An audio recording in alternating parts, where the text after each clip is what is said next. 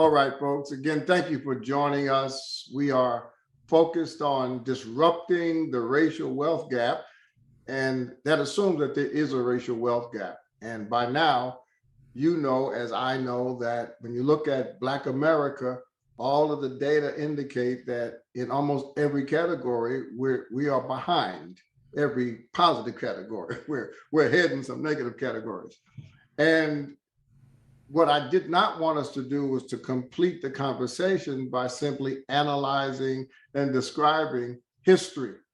History is important. It's important to know how you got where you are, but I think it is at least equally important to know how to get where you'd like to go. And my guest is such a special person. I could not avoid having her a part of this series because she and I have been working together now for over 10 years. She is a writer. She's prominently featured in the Washington Post. She has published books. Her most recent book is really relevant for what we're talking about because she's talking about what to do with your money, what kind of decisions you make in times of crisis. And we've been in times of crisis now for a while. And she's a wife and a mother, and she's just got the personality and she's got the prescription for not just Black America, but especially Black America as we find ourselves really at the bottom of the economic ladder, having to climb our way out. And so let me welcome and introduce to some and present to others, Michelle Singletary from the Washington Post and every place else in the world. Michelle, it's so great to see you. Well, thank you so much for having me. You know, I'm a huge fan of yours, Dr. Soaries. You've been in this field for quite a long time before it was, popular, really. It was popularized now. So I know that you have a great compassion and mission to help people do better with their money. So I'm just honored to be here with you. So, Michelle, let me just frame this in preacher talk. You know that in the Old Testament, there was a prophet named Ezekiel. And in chapter 37 of his book, it says that he was visiting a valley full of dry bones. Mm-hmm. And by the time he left that valley, the bones had come back to life. And when I talk about that, I think about you because there's some people who, if they had been Ezekiel, they would visit the valley of dry bones. They would write a book about dry bones and just leave, and the bones would stay dry. Other people would get a grant to manage the dry bones, and the bones would not benefit.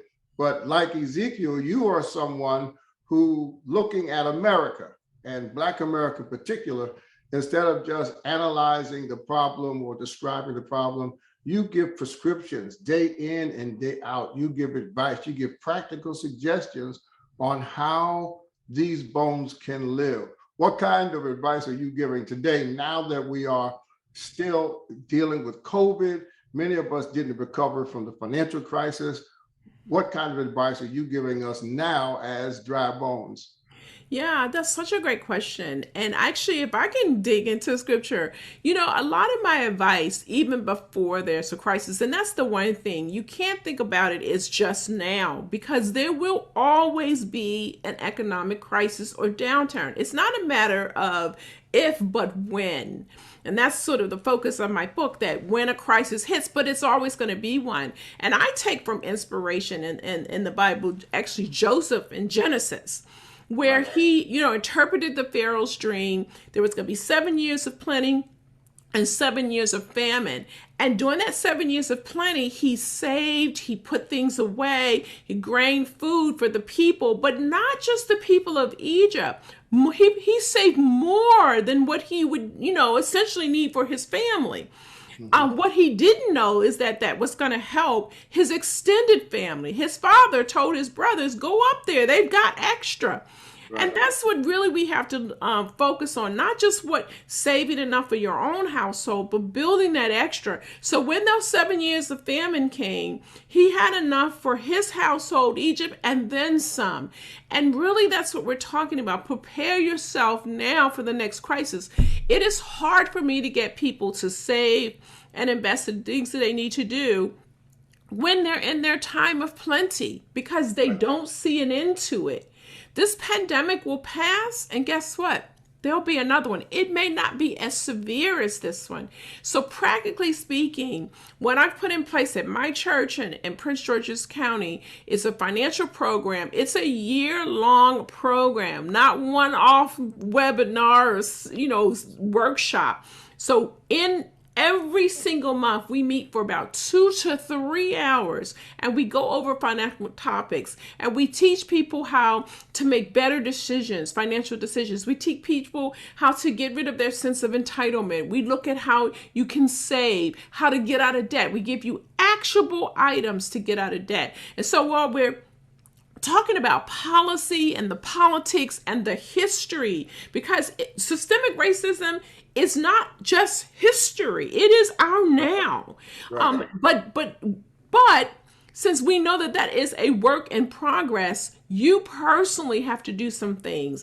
And one of the top things is, going back to Joseph, is to save when you can and not accumulate debt. And if you have debt, get rid of it as quickly as you can, because when that crisis hits, you'll be able to weather that storm, that famine, a little bit longer.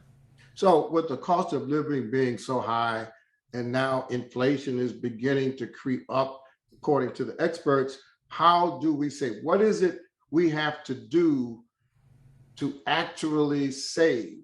Because, most of us are living paycheck to paycheck right now.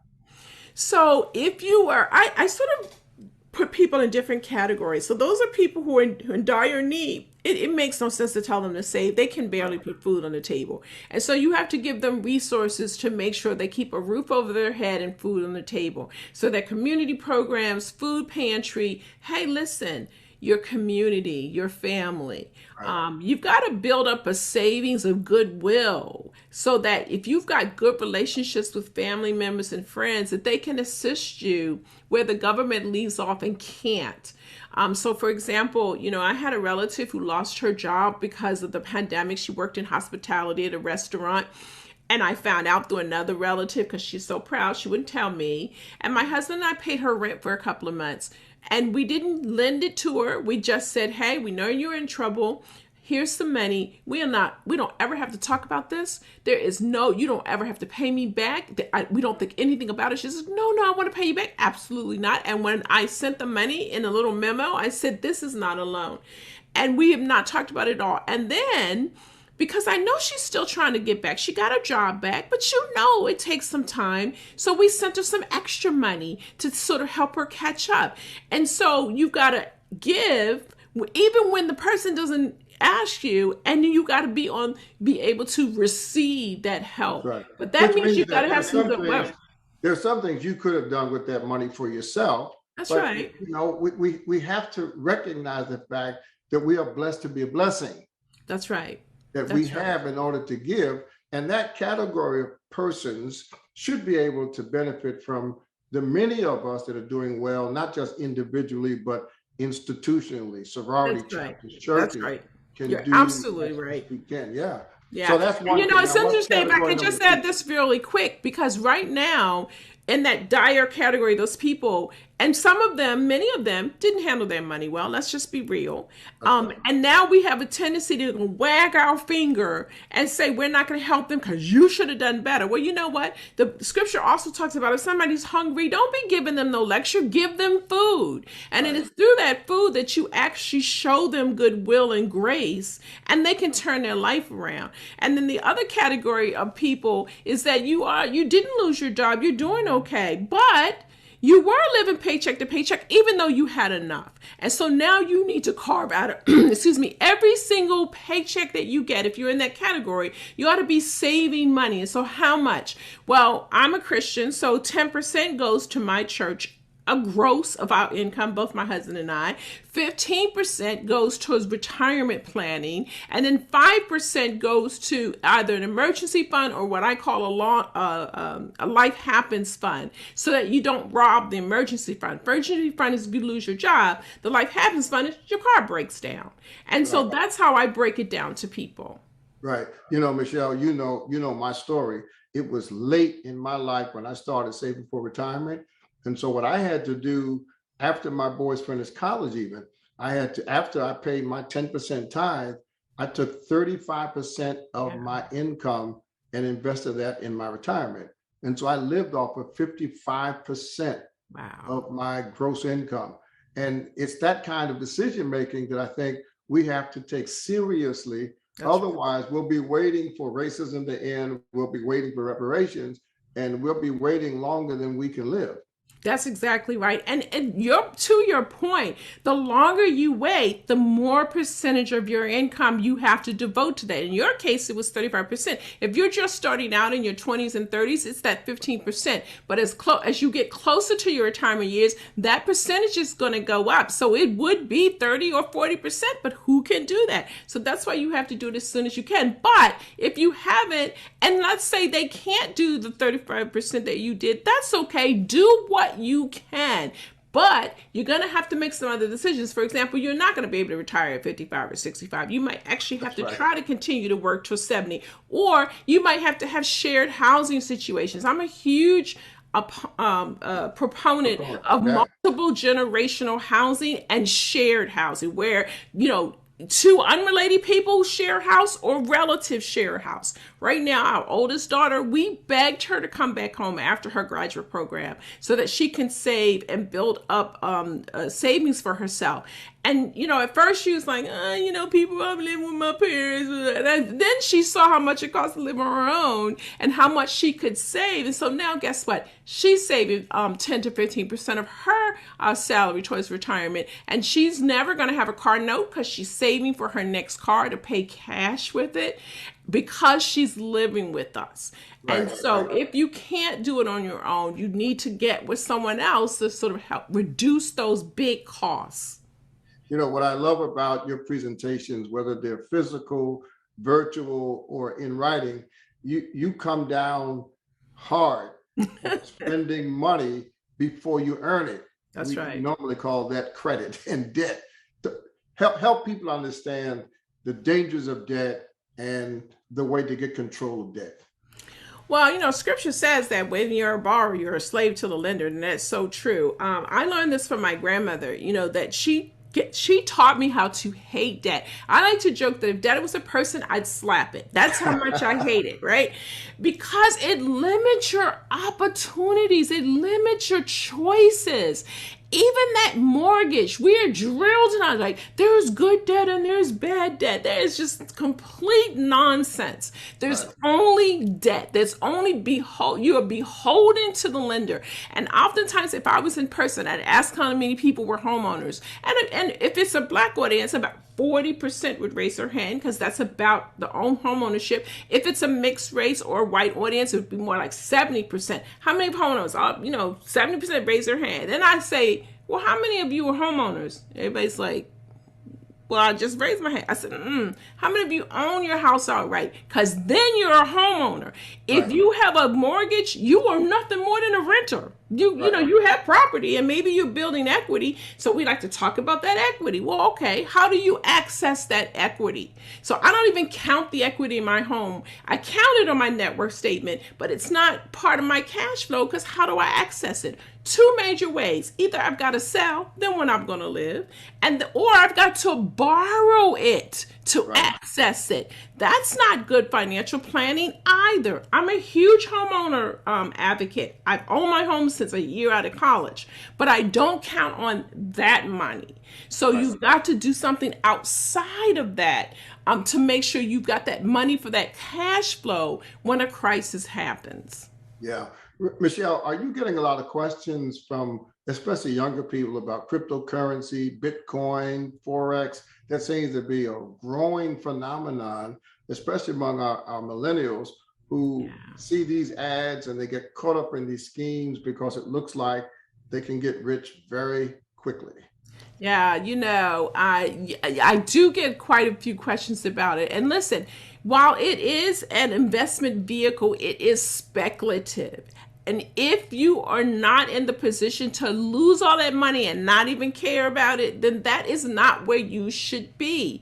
If you have debt, if you don't have savings, you don't have some security, that is not what you should be doing. I don't have any investments in speculative markets because I can't afford to lose any money, and I make good money, and I have a lot of savings and investing, and I wouldn't do it. It is for a group of people who just want to play. It's akin to gambling. And when I go to Las Vegas, the few times I've gone, I don't gamble because I just don't want to lose that hard-earned money. Right. So while it has a place in some people's portfolio, and it would be tiny, like 1 to 5%, if that much. For the average investor, particularly for the average African-American investor, this is not the place to be. Agreed. As we bring this to a close, I just, I could talk to you all night. And in fact, if we went on camera, we probably would talk all night. We would.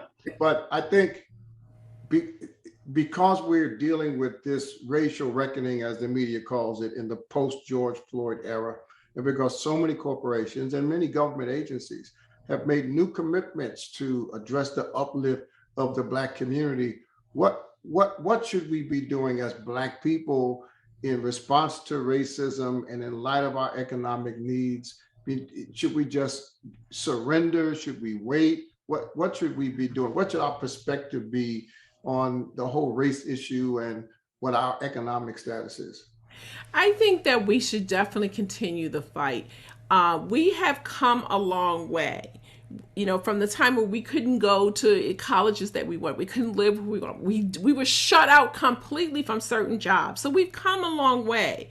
And we need to continue to fight systemic racism. When you see it on your job, file a lawsuit. Go to the EEOC and file those complaints to hold those companies and corporations accountable. But the other thing is, we need not to carry that baggage that somehow we are less than, because when you quote those figures about the difference in net worth or wealth between Blacks and whites, you got to put that in context.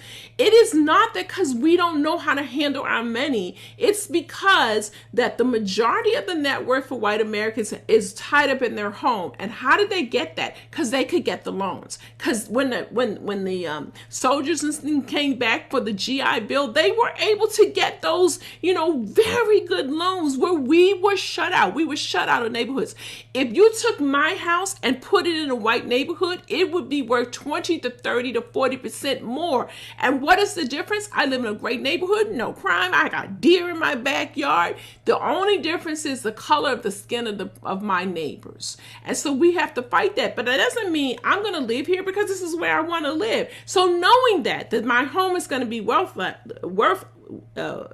little bit less. So I, do as much in my investments as I can. I max out our retirement. We have a non-retirement investment account and a index growth low income fund. And so that's how you make up for the racism that we didn't do. We're not responsible for it.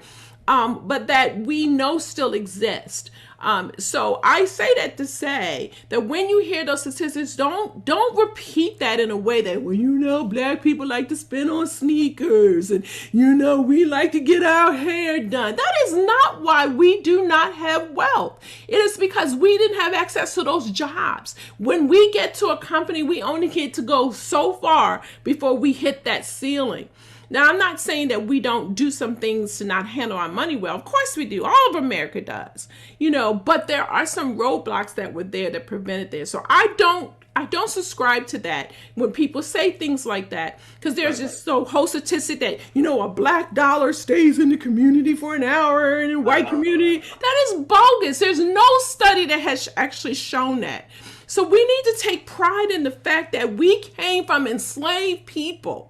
And that in my lifetime, we fought to have the right to vote. In my lifetime, we fought to have the right to live where we are, to have the job where I have right now. In my lifetime, when I was born, I could not have worked at the Washington Post as a personal finance syndicated columnist. We need to be proud of the history of how we fought, but we can't rest on that laurel. But we also should not criticize ourselves for things that were in place that prevented us from going forward. So I love that this conference has looked at the practicality, the politics, the policy, and also what we can do personally. So while I'm fighting that other battle, I'm also telling you, look, you can't do what they do over there because we are still far behind them. So we have to be better at how we handle our money so that when we get that freedom one day where we don't have all this racism, boy, we're going to be taken off. That's exactly right. No one says it better than Michelle Singletary, who is at the Washington Post, syndicated columnist, author, mother, wife, and church leader. Thank you, Michelle, for reminding us that we have these barriers, and therefore we have to work harder to invest in ourselves, in our children, and in our future. God bless you, and I can't wait to get back together with you when we go back to live events so that we can stand in front of thousands of people and do exactly what we like to do most. God bless you. Thank you so much, and I am looking for that day as well. Thank you. Thank you.